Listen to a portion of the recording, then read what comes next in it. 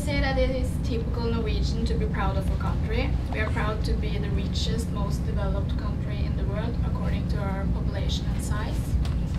We are proud of our mountains and fjords. We are proud of the cold winters and the coastline.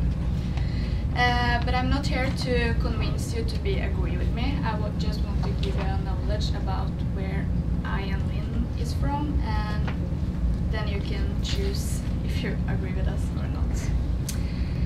So first I want to give you a short brief about the country. I have image here. The main areas, it can be divided in 5. Then I want to narrow it down to our capital, Oslo, and want to tell you what you can do and where you can dine. So first, you can divide Norway into 5 main areas. You have here the east of Norway, and that's the east of Norway is famous for its mountains in Jotunheimen National Park and the urban city life in Oslo. Then you have Western Norway, which is here. This part is known for fjords and mountains, and you can do activities such as hiking, glacier walking, or fishing and cycling. Then you have the Northern Norway, it's up here. This part is famous for snow and the Sami people, which is Norway's native people. It's also famous for its wildlife safaris, midnight sun and northern lights.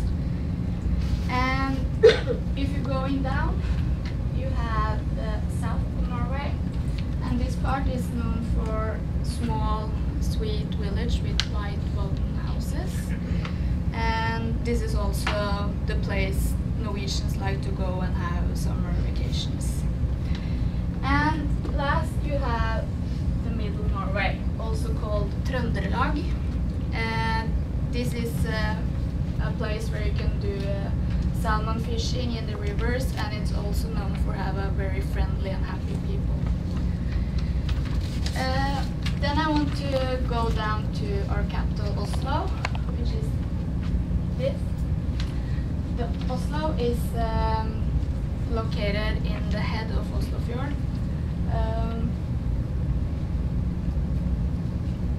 As a winter destination, Oslo is most famous for its ski jump. And this is here. The ski jump, when you are on the top of the ski jump, you can see the whole city, and it's a really amazing view, and it's open for public.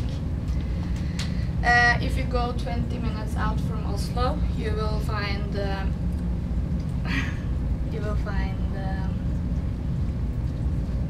Oslo Winter Park, formerly called Tryvann, and this winter park has 18 slopes. You have 11 lifts, and you also have 1,650 miles with cross-country trails, and you all know how to do this skiing.